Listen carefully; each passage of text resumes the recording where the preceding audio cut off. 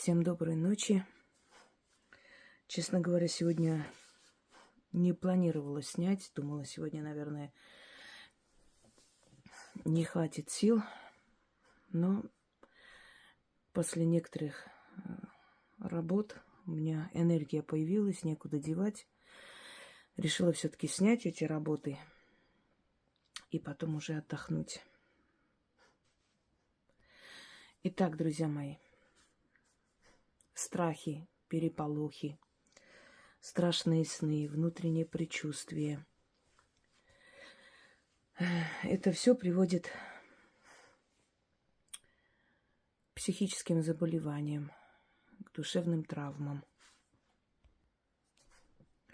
Ну, например, вы увидели какую-то сцену казни, в фильме увидели, в реальности, к сожалению, у нас сейчас войны повсюду, и эти сцены не редкость в наше время. Я помню, когда первый раз у меня было такое душевное потрясение, когда я читала «Граф Монте-Кристо», потом продолжение «Сын графа Монте-Кристо». И вот там описание казни было, и я всю ночь ревела, мне было очень плохо, тяжело. Снилось это все. Вот мой детский мир просто нарушился, знаете, вот этот ужас, который я прочитала. То есть, естественно, автор настолько хорошо это описал, настолько реалистично, что я это пронесла сквозь душу. Но это было потрясение, и несколько месяцев я ходила сама не своя, представляя вот эту сцену. Второй раз такое потрясение я испытала, наверное, где-то лет 15, когда Первая Чеченская война, и вот эти сцены жестокости показывали по телевизору. Когда человек худой, старый уже пожилой мужчина сказал, что меня сейчас казнят, и, пожалуйста, прошу, спасите ребят, которые в плену. После чего он опустился на колени, положил голову на что-то, не помню, на пенек, по-моему. И вот один подонок топором отсек ему голову. И для меня это было такое потрясение. Я ушла, меня трясло, я не могла, эта сцена до сих пор перед глазами. Следующее потрясение было, когда я случайно в школе, забрав телефон во время урока, увидела, честно говоря, не понимала, как дети могут смотреть на это, хихикать. Какие-то дети бездушные просто пошли. Я не понимала, что они там хихикают, смеются, что там происходит. Взяла телефон и увидела казнь вот того мальчика. Честно, уже забываю, то ли Родионов, то ли Родион его звали. И это тоже меня потрясло. А потом уже, конечно, становишься старше, сильнее. Не скажу, что это все проходит, но можешь пережить. Но есть моменты, после которого ты просто, жить не можешь. Жизнь кажется такой черной, такой злой, этот мир. Когда у человека есть эмпатия, это хорошо. Когда ты чувствуешь боль, ты человек. Когда ты чувствуешь боль другого, ты настоящий человек.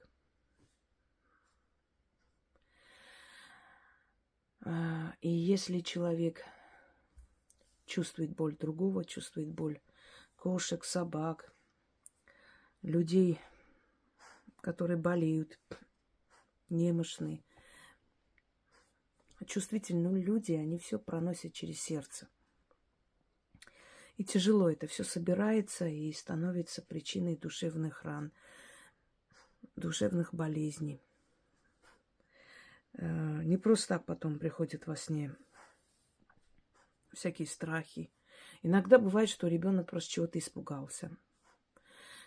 Иногда взрослый человек, вот постоянное ощущение какой-то беды, предчувствий. Чем больше он кружит, то есть крутит в голове это все, тем сильнее становятся эти мысли. Он питает эти мысли своей энергией, и они действительно приходят.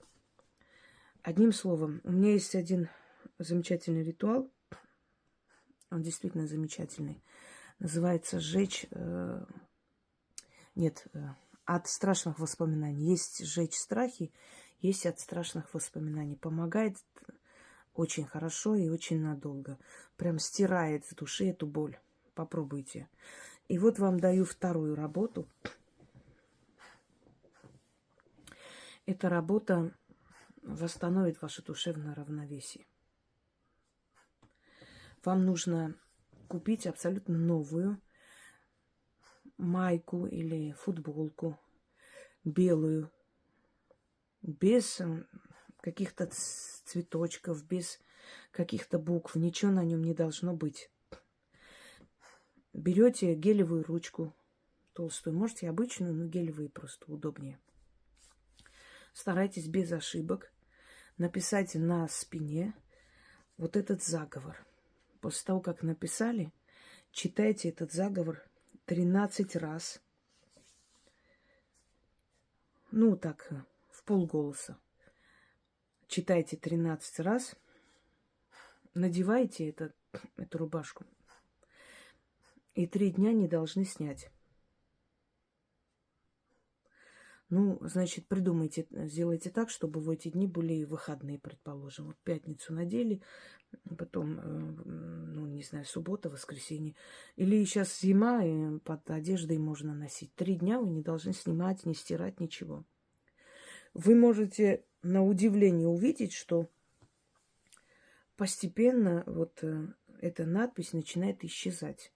Может исчезать, может, у каждого по-своему, обычно начинает исчезать или искажаться постепенно. И это не означает, что там, например, естественно, вы одеваетесь, там, потеете. Нет, она просто исчезает, она не смазывается там. Может такое быть у некоторых, у которых очень сильное вот это внутреннее потрясение, у них исчезает. Но если даже не исчезнет, в этом ничего страшного нет. Оно в любом случае работает. Просто говорю вам, чтобы вы не испугались. У некоторых начинает исчезать надпись. Это очень древний метод. Я этот метод знаю от одной нашей бабушки, родственной. Определенные слова, которые я краем уха слышала, когда она писала надпись для моей двоюродной сестры, у которой был переполох, вот этот страх, она не могла спать. Из-за этого долго не могла беременеть и так далее. И вот когда мы пошли, и она там, значит, под светом лампы это все писала, и я услышала краем уха определенное количество слов. Полностью, конечно, я этот заговор не услышала. Но зная, что мне дано это восстанавливать, я, естественно, поняла, что, когда выросла, что я это восстановлю. Вот эту вот технику, этот метод пришел с Востока. Одно время переписывали, значит, суры из Корана на спине, значит, чистой рубашки или майки. Потом переняли этот метод и другие культуры, и уже переписывали слова заговора. Значит, первый день будут очень такие невероятные яркие сны. Это ваши страхи будут уходить. Это вот открывается чулан подсознания и вытаскивают оттуда все ужасы, страхи. Значит, выкидывают в сторону. Второй день более спокойный сон. Третий день отключайтесь, просто засыпаете, просто как убитые. И на третий день можете эту майку снять. Можете потом носить, если она отстирается, можете нет. Можете время от времени повторить. Если вы хотите сделать для своего ребенка, ну, маленького ребенка, у которого страхи, точно так же покупайте абсолютно новую майку, Это может быть и маленький ребенок, который испугался чего-то и по ночам плохо спит, и ничего не помогает. Это может быть ваш ребенок, ну, достигший 15 лет, 15-16 лет вы можете за них делать. А дальше уже взрослые люди, после 18, да, предположим, они сами могут это сделать, сами могут это решить. Им это нужно или нет. До этого вы можете за них решить. За мужа, за сестру, за мать вы не делаете, потому что они взрослые люди, и только они, значит, должны брать и переписывать и носить. Итак, слова заговора следующие. Волк в лесу, змея в норе, медведь в берлоге. Уйди, маята, суета, душевная беда, страхи и переполохи. К волку в лес, к змее в нору, к медведю в берлогу. И забудьте ко мне дорогу. Змея уползла в нору, медведь вышел на дорогу, волк ушел в лес, а мой страх исчез. Заклинаю. Когда вы переписываете для ребенка, пишите именно вот эти слова. Мой страх исчез. Но читая, говорите твой и называйте его имя. Потому что вы за него делаете, вы пишете. А значит, на рубашке должно быть написано именно вот те слова, которые я произнесла. Еще раз сейчас скажу. Кстати говоря, вот после разрыва, развода, там, расставания, после, скажем, смерти близкого и так далее, тоже может уравновесить ваше душевное состояние вот такой метод. Одним словом, это приводит к душевному равновесию. Усиливает вас, убирает эти страхи, убирает эти внутренние боли, воспоминания, приводит вашу психику в норму. Сны эти перестают сниться. То есть, может быть, даже ночные нападения останавливаются, если они имеют место быть. Еще раз читаем.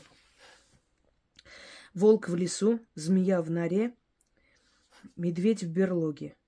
Уйди, маята, суета, душевная беда, страхи и переполохи. К волку в лес, к змее в нору, к медведю в берлогу.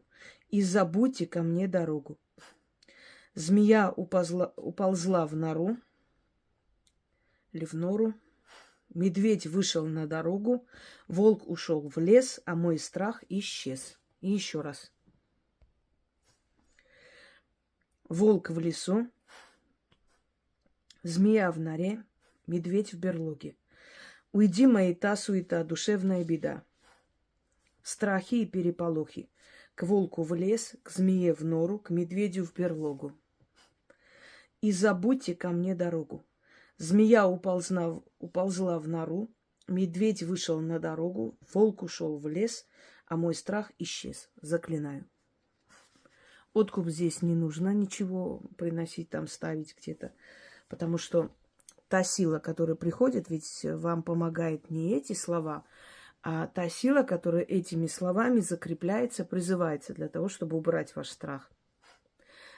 Эта сила как раз питается этими энергиями страха. Она забирает свой откуп, свою еду и уходит. Ему больше ничего не нужно.